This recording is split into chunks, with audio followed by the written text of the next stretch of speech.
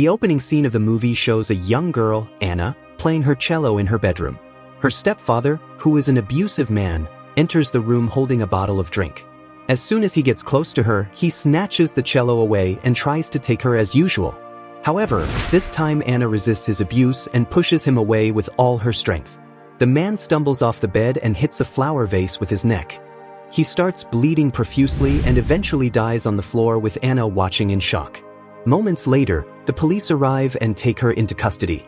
At the police station, she is quickly profiled and soon she is arraigned for trial. Despite pleas of innocence, the judge sentenced her to a juvenile correctional facility for 4 to 9 years. Along with other young offenders, they are transported to the facility where they are greeted by loud cheers of the inmates, who are happy to see the new arrivals. As soon as they arrive, the guards instruct them to change into the facility's uniform, marking the beginning of their time there. Soon, the new prisoners gather in a room where the warden, Frank, introduces himself and lays down the facility's rules. Anna is taken to her cell, where she meets Jeannie, her quiet and reserved cellmate who has been in the facility for about 5 years. That night, after lights out, Anna quickly falls asleep. However, Jeannie stays awake, watching her in silence. Jeannie appears to be pleasuring herself, but when Anna wakes and notices the noises, Jeannie hurriedly pretends to be asleep and Anna continues her rest. The next day, the inmates head outside for recreation. As Anna was feeling uneasy about joining others, she stayed on her own, away from the others. However, one of the inmates named Cody approaches her and tries to befriend her. She tells her about the need to join a group for protection in the harsh prison environment. Anna tells her that she prefers to be alone and declines Cody's offer. Later during mealtime, Cody and her group approach Anna again, warning her about another inmate, a black girl, who they say has ill intentions towards Anna. Anna once more ignores Cody's warning and tries to walk away. But Cody, who was furious at her rejection, pushes Anna and she ends up on the floor with the gang making fun of her. That evening as Anna cleans the floor, Cody and her friends corner her in a dark room. They accuse her of disrespecting them and proceed to beat her. Cody, acting as the group's leader, intimidates Anna and threatens her about reporting the assault. Before leaving, Cody further humiliates Anna by kissing her. Shaken by the encounter and also injured, Anna receives treatment in the infirmary but avoids revealing the identities of her attackers as she fears the repercussions. The attending nurse suggests she speak to Warden Frank about her struggles. So, Anna takes the advice and visits Frank's office, hoping for protection. However, Frank exploits the situation, using his authority to make advances on her. Uncomfortable and distressed by how the events are playing out, Anna rejects his advances and returns to her cell in tears. Jeannie notices her state and asks if Frank had touched her. This made the frustrated Anna call everyone in the prison a pervert.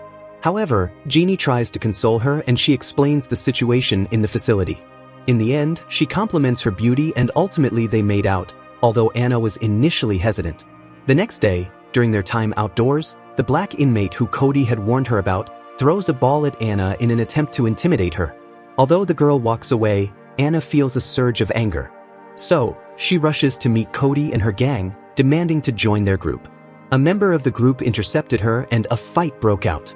Although the altercation is broken up by a guard, it establishes Anna's determination to stand up for herself. Later on, Cody decides to give Anna a chance and she explains that if Anna wants respect or protection, she needs to prove herself by joining their gang and do what they demand of her. So, Cody invites Anna to a secluded room and offers her a drink.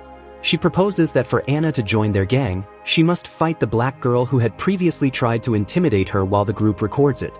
Reluctantly, Anna agrees as she heads over to the girl and hits her, and this leads to another intense fight.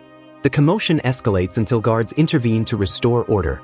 As punishment, Anna was stripped naked and placed in solitary confinement, a small, dark room, for 47 hours.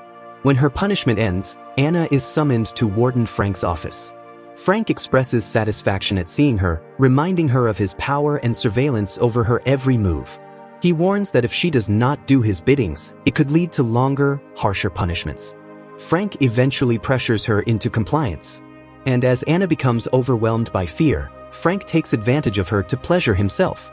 In the end, Anna feels disgusted as she attempts to wash away the shame by taking a bath and throwing up. The next day, Anna joins Cody's gang in a small room where one member tattoos her arm as a mark of initiation.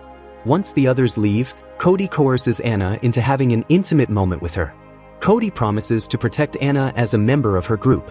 However, one of the gang members almost catches them at the moment, but Cody quickly dismisses the girl. And shortly afterward, a guard arrives to escort Anna back to her cell. The next morning, Anna receives a visit from her mother. However, instead of receiving some encouragement from her mom, she shouts at Anna. Her mother accuses her of intentionally killing her stepfather, and Anna's attempts to explain fall on deaf ears. Frustrated and angry, her mother hits her. Even after a guard intervenes to calm the situation, her mother's anger only intensifies as she tells her that she wishes for Anna to stay in prison for life. After the encounter, Anna meets up with Cody and her gang. However, the black girl from earlier comes after Anna with a knife. When she discovered this, a fight broke out once more and it escalated into a brawl as the girls tousled and others joined the chaos. Soon, the guards intervened to break up the fight, but Anna is sent to Frank's office again. Frank, who had observed the incident on surveillance cameras, accuses Anna of instigating the fight. He then manipulates her into using a drug-filled tube, leaving Anna disoriented. Frank once again takes advantage of her, especially now that she is high. Back in her cell, Anna's behavior becomes erratic. She shouts at Jeannie and even hits her in anger. This draws the attention of one of the guards, and she is taken to Frank again. He capitalizes on her situation once more, so he reprimanded her for continuously causing trouble. Now in desperation, Anna begs Frank to send her home rather than abusing her further. But instead, Frank threatens to transfer her to a far worse facility if she does not do as he wishes. Accepting her fate, Anna returns to her cell. As she starts becoming dependent on the drugs she had taken earlier, Anna visits Cody and asks for more. But then, Cody declines, and when an argument breaks out, Cody eventually forces her to leave. Feeling lost, Anna attempts to reconnect with Jeannie, but Jeannie distances herself. Desperate to escape her miserable state, Anna offers money to two girls who were addicts so that she could get the drugs herself. They were initially reluctant, but in the end, they eventually allow her, and Anna continues to use the drugs to numb her pain. In the meantime, Cody discovers Anna's drug use and confronts her in her cell as she expresses her concern. But Anna wasn't having any of it as she tells Cody that she is now independent of her. This once again leads to an argument, and in anger, Anna spits at Cody, who eventually expels her from the gang. Now, without Cody's protection, Anna becomes an easy target.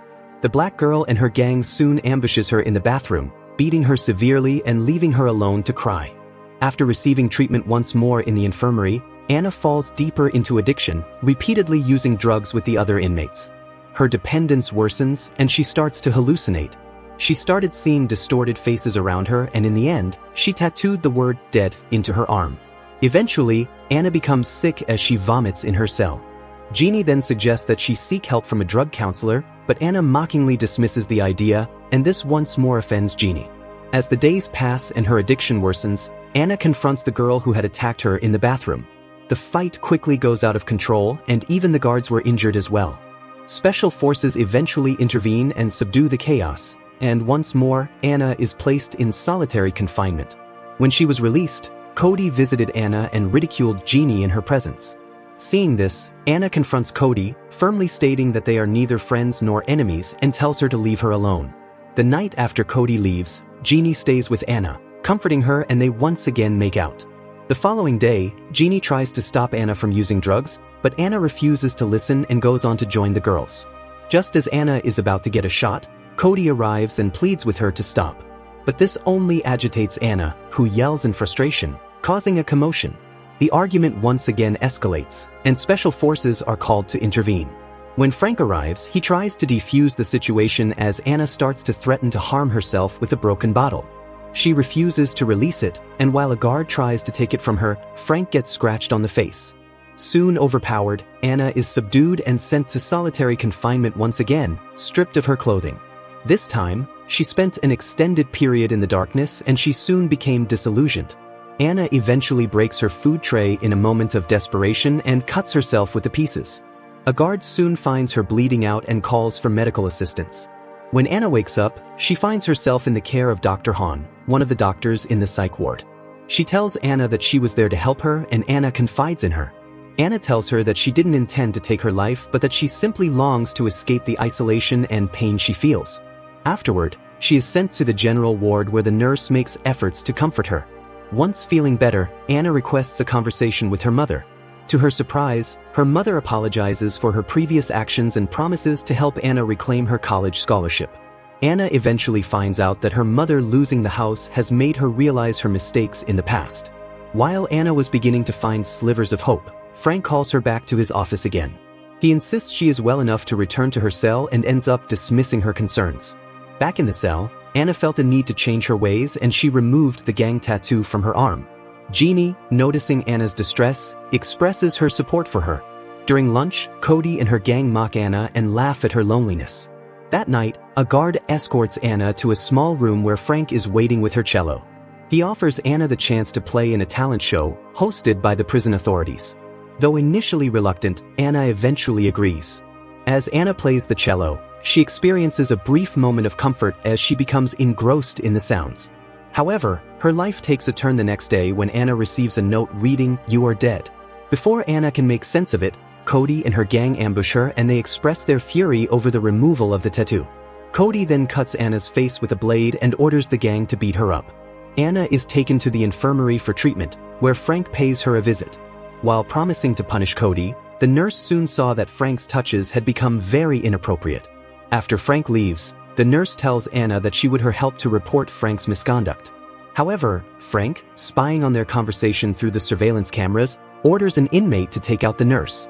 When Anna was told about this, she was devastated by the news and broke down in tears. Moments later, she was once again summoned to Frank's office where he tells her that Cody was responsible for the nurse's death. Frank then warns Anna and emphasizes the kind of danger she faces with Cody and also reminds her of the talent show. Days later, during the show, Anna plays her cello beautifully and eventually receives applause from the audience. Afterward, Frank informs her that as a show of appreciation, he has scheduled a parole hearing for her next month. Anna was surprised and Frank uses the promise of freedom to demand that she freely gives herself to him and ends up having his way with her on the stage. Back in her cell, Anna tells Jeannie about the parole hearing. Jeannie, however, warns her to be cautious and not to trust Frank, claiming he is fond of dashing people's hope in the end. Determined to keep him to his word, Anna approaches Cody for assistance in taking Frank down. Cody agrees and gives her the camera to secretly record Frank's misconduct. On the day of the parole hearing, Anna reminds Frank of their deal. However, Frank demands one last favor from Anna, but he is unaware that she is recording the entire moment.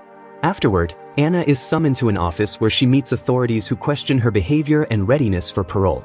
When Anna tells them that she is fully rehabilitated and that she is ready for parole, Frank disagrees. Anna, who has expected this behavior, presents the video evidence, exposing Frank's heinous acts with her. Shocked by the revelation, the authorities take swift action.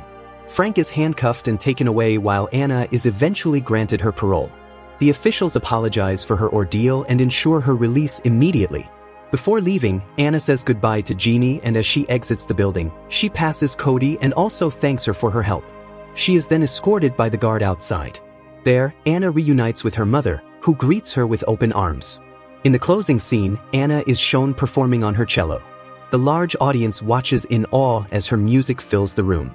Among them, her mother sits listening as she is moved to tears, witnessing the outcome of her daughter's resilience and triumph over darkness. Thanks for watching. If you liked this video, subscribe to the channel and turn on notifications for more movie recaps. Also leave a comment and tell us what you love about this movie. Until next time.